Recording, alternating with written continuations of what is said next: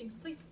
Jinx and I are demonstrating how to work on place patterning with the e-collar. This isn't Jinx, break. how we introduce the e-collar. I usually start with pressure on the e-collar. I hold it down till the dog goes to bed, and then it goes away. Hold it down till the dog gets up the bed, it goes away. Hold it down till they lay down, and then it goes away. At really low levels, so it's not uncomfortable. It's just introducing them to the idea that when they feel the sensation, they can do something about it and make it go away, and then they get a reward. But we've already done that, so we've moved on to just doing quick taps, which helps transition her to when we are going to be just doing quick taps when needed. Like if she pops up, I don't want to be having to hold down until she lays down. I want to be able just to tell her, nope, tap, you're supposed to be laying down, and get her to go back down very quickly without needing all that extra information. So that's at the level that we're at right now. I'm just doing taps whenever I give her a cue. Nope.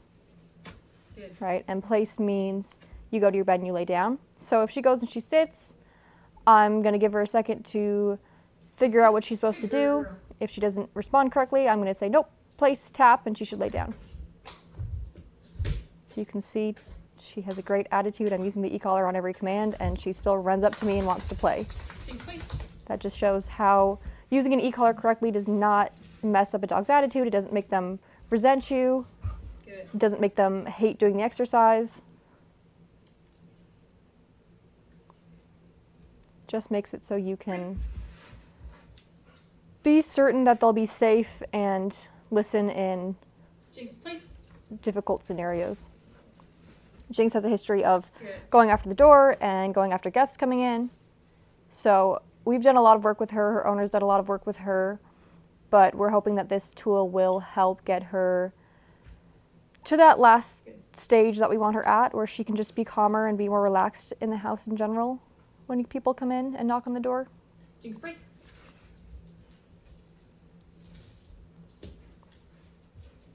So I'm doing different things here. I, in this instance, had her break, had her release. She was free to do what she wanted. I went and knocked on the door. And obviously she can see me knock on the door, but this isn't about whether she necessarily knows that somebody's there or not. It's more about desensitizing her to the sound of the door knock. So a lot of times with territorial aggression, with people coming in the door, the dog's getting excited, there's a lot of stages that get the dog to that really high arousal state. And a lot of it starts with the sound of a car pulling up, the sound of footsteps up the drive, or just the sound of a knock on the door.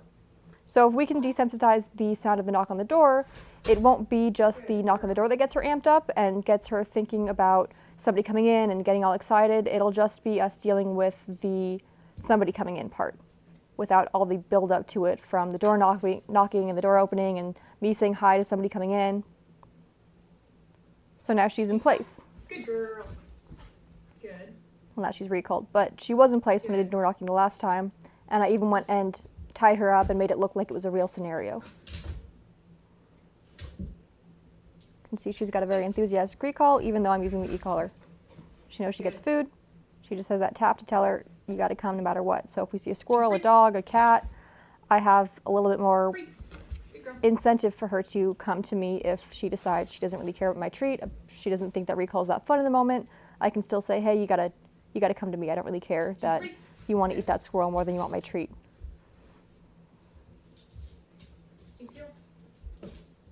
Place patterning is a great chance to practice different skills like heeling, like sits, like downstays, not just going straight to your bed. Nope, Jinx, heel.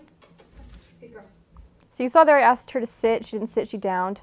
I don't mind that. If she was going to be an obedience dog, I would correct that and get her back into a sit. But if she's tired, she's like, I just want to hang out here for a minute, I don't really care. It's the same thing. She's just hanging out and staying. So here she's having a hard time. I think what she's thinking is that she's already laying down, so she thinks that she's kind of already in place. So I'm asking her to place, and she's a little bit confused. Good. She's like, well, I'm already laying down, so what more do you want me to do? Good. I tap her on the e-collar once, I ask for place. I think maybe she just wasn't paying attention, or she needs a little bit more help. I go up a level or two, and she adjusts her position, trying to fix herself, but she doesn't go to her bed. So I know that she's not being stubborn, she's not being bratty, she just isn't sure what I want. So I went back over, I got her leash, and I helped her. I actually led her over to the bed, and I said, hey, when I say place, I mean you lay on the bed, not on the floor. Jinx, place. Good. She's very used to doing this on leash, so it's a little bit easier for her on leash. That's why it's a helpful tool for her if she gets stuck. I can say, hey, you know what this means? I'll lead you over there with this thing you already know. Good. Jinx, break. So we're going to do that a couple times until I can get her doing it off leash, because that is the goal, for her to be very clear on what I'm asking. If I say place and you're down over there and I'm pointing at this bed, that means I want you to go to this bed. So see, I try off leash and she still can't do it. So I'm going to say, okay, I'll help you out. Good. She got it that time. Break. When you run into a situation like this where your dog gets stuck, you don't want to Good girl. just keep repeating yourself, or going higher and tapping higher, or just hoping they'll figure it out. There's some times where you can give them a moment to think and see if they'll make the right decision. Break.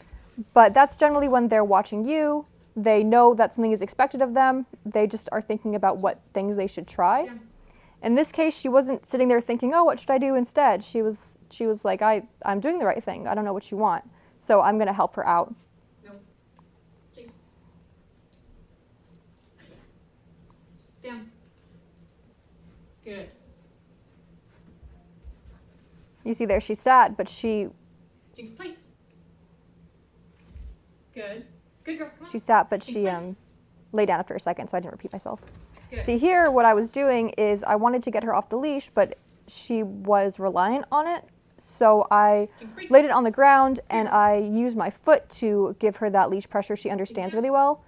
Good. Kind of to transition her off of the leash and me standing up straight, but still giving her that extra help. Almost. Jinx, place. Good girl. There you go. Good. Good job. Good girl. And you can see she is getting a little bit stressed because she's confused. And that's okay. I mean, I don't want a lot of stress in training. I don't want stress from the e-collar. I don't want stress about, Jinx, like, come. they think they're going to get in trouble and they don't want to try anything. Good. But if they're Come. a little bit Good. confused and there's a little bit of stress from Down. trying to figure out what they're supposed to be doing, I don't want too much of that because I don't want my dog to be stuck and confused, but that's part of learning is having moments where you're not sure and then working through them. Jinx, place. Good girl. See, she gets it Good this time. dog. And that's really good for building confidence, really good for Good building job. just a more resilient dog. Good job. If they can get confused and they can be kind of uncertain, and then you can work them through it. They're like, this is a little bit stressful because I'm not entirely sure what you want, or I'm not entirely sure what's expected of me. I'm like, that's fine. You're not in trouble for that. I don't want you to just stop trying and shut down and be scared. I want you to work through it and figure out what we're trying to do. So I'm not going to stop training just because she's a little bit stressed about what's expected of her. I'm going to keep working her until she understands it. I'm going to work her through that stress so that next time she's a little bit confused, a little bit stuck, she's not just going to stop and not have any idea. She's going to say, oh, I've done this before. I can work through this. We can figure this out together. I just need to listen to my person and they will explain it to me and I'll get the hang of it and I'll be right and it'll be great. And you can see she got it there. She was super happy about getting it. She was like, oh, sweet. This is what you meant? That's awesome. Like, that makes sense now. I also, if you noticed, there was a time before she did it correctly that she laid next to the bed, really close to it, because she was like, well, you keep asking me to go to place, so I'll down, but I'll be close to it. And then when I asked her to place, she kind of half started to get up, but didn't get up fully. I praised her when she started to half get up, because I'm like, you're on the right track, that's what I want. Like, keep going on that track. And then she did get up. She was like, oh, okay, that's what you want. I just needed to know that. I'll keep doing that then. You know, she was trying something, and I wanted to praise her and tell her that she was right for trying, rather than just staying there and thinking, I'm not going to try anything, and I'm just waiting for her to do the exact right thing. I'll help her out in little steps. And then the next time she did it perfectly. So that shows that if you help her figure out on her own, she'll be better the next time.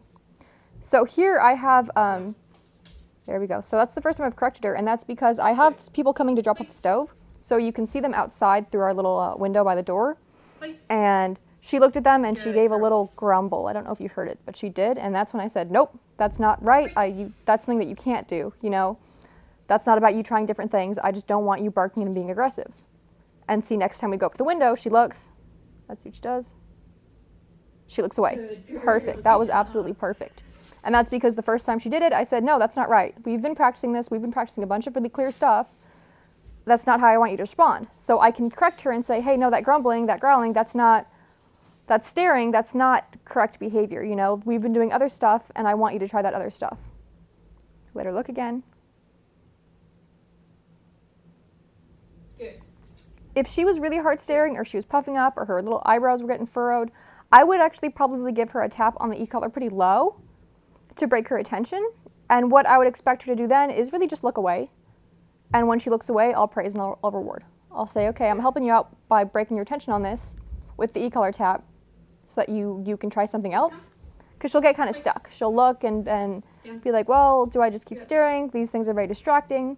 So if I can help her out by just giving a little tap and breaking that focus and showing her I want her to try something else, then I can praise that other thing that she tries, which is it's pretty much anything that she does that isn't just staring out the window, grumbling at the people. And you can see after that first pop she got for grumbling, she went up and she looked pretty relaxed. She looked out the window and she was like, this is interesting, you know, but maybe it's not as big of a deal as I thought it was. And that's exactly what I'm looking for. I want to be able to just tell her no once and then praise her for doing good stuff. No. Down. Good. And you can see she's a little bit more amped up now because she knows somebody's actually there. But we've worked on doorbell knocking, we've worked on ringing, so it's not like complete freak out mode. It's just, okay, we've done this. I know someone's actually there, but I've worked through the doorbell before. I'm outside, the door's open, I'm talking to this guy, she knows somebody's there, and she's staying in her bed. She's tied up just for safety reasons, you know, if she did decide to make a bad decision, but she's being really good. You can see she's not even trying to get up. She's interested, but she's doing really good. She's a really smart dog, and she's a really sweet dog, but she gets a little bit too in her own head sometimes, and then it's hard to break her out of that mode when she gets stressed. Good. So it's really nice to be able to get her out of that hyper focus and get her a little bit more relaxed and get her thinking. And she shows that she's just a really good dog that wants us to be happy with her and wants to be doing the correct things for us. Good. She just gets a little bit stuck in her own head. So when we can show her, hey, keep thinking through this, try something else. Don't just get stuck in this anxious, like, I want this to go away, I want this to stop happening mindset. Figure out a way to settle on your own and realize that it's okay this is happening. And that's what we're going to be happy with. And then she's like, great, I'm a good dog. She looks away. And they're still outside. They're bringing the stove up. I just had a sign. So they're still right by the front door. It was like 3 or 4 big guys moving a big box. She's responding really well. See, you've got the tail wag, you've got very loose body language. That's why I don't like to do high corrections, is because you'll see the dog go to their bed and they just kind of hunker down there and they don't want to do anything. You know, they're like, I'm just not going to try anything at all. That's not what I want at all. I mean, especially with Jinx, who is a really sweet dog after you get to know her for a little bit, you know, she can be really good, but she just needs a little bit of help getting her to settle and realize that she can settle on her own and relax and be happy.